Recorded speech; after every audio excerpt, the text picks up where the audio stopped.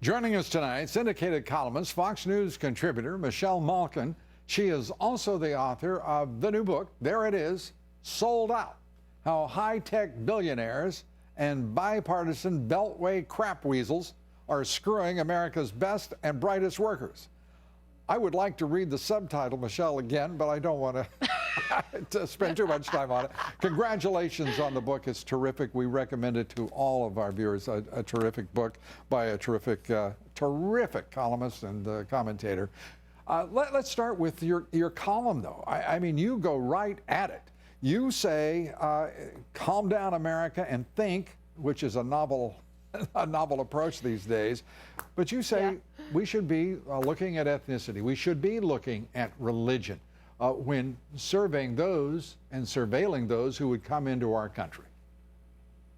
It seems to me that national security profiling is a no-brainer, and it should have been in the wake of the September 11th terrorist attacks. But Lou, you know as well as I do that the snooze button has been hit time and time and again on Capitol Hill, and it has so much to do not only with the political culture of political correctness and apathy, but also with all of the crony special interests in Washington that have bought up the leadership, the so-called leadership in both parties, to undermine strict and common sense immigration and entrance enforcement of all the rules that should protect not only American sovereignty and security, but of course American jobs as well. And that's what we're getting at with Sold Out. And my co-author, John Miano, is someone who's been in the trenches. Right. You know, we see these stories now again and again and again of American workers who are being replaced by cheaper foreign labor,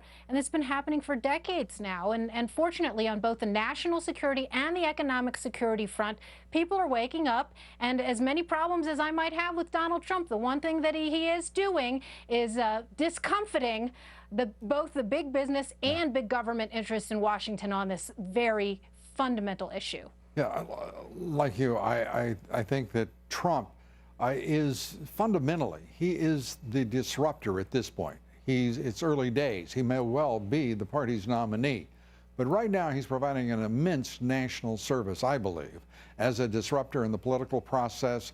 He is galvanizing attentions. He's forcing issues, illegal immigration, border security, taking a look at what we're really doing with free trade, also looking at what our responsibilities are in governing who does enter the country and who is in this country and why we don't know about it. He's performing an important national service. No doubt he is shaking things up, and I, of course, have been outspoken about some of the issues where I vehemently disagree with him. Right. I don't have a horse in this race yet, but I'll tell you what, there's something really horrible that just happened in the Senate this afternoon. You had a bipartisan majority in the Senate subcommittee on immigration and the public interest, so-called public interest. Right. And they were so much more interested in taking a stand against Trump than upholding the national interest that they passed an amendment sponsored by Pat Leahy, which would bar consideration at all of religion in immigration and entrance decisions. This is suicidal. It is suicidal, and you point out often what this government is doing that is suicidal, but it is also homicidal, because it is taking down Republicans who in good faith really want to win the 2016 election. When you have a speaker like Paul Ryan, who is attacking one of the candidates and stepping out of what should be a neutral role, he tried to walk it back, but it was too late. You have Mitch McConnell playing political games at the RNC, the meeting that the Washington Post just reported that we have reported on now, of the elites trying to kill the Trump candidacy. They're talking about subverting the will of millions of Republicans who in good faith have selected a candidate.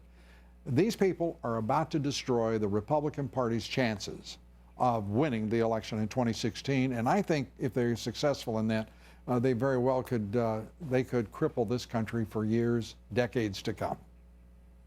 I can't disagree with you, Lou. And a lot of what we do in Sold Out in our book is trace the money trail and connect the dots for people. And Paul Ryan is at the center of so much of the Open Borders coalition between the Open Borders left and the big business right. That's who he answers to. And this is why so much of the grassroots, the rank and file of the Republican Party is fed up. You know, you've got the establishment people and all of these navel gazers and chin pullers so worried about the climate. Well, they helped create it. They're reaping what they've sown. And we can read what you've written. The book is Sold Out. We recommend it to you highly. Michelle, great to have you with us. Thanks so much. Thanks for all you do, Lou. Thank you, and same back at you.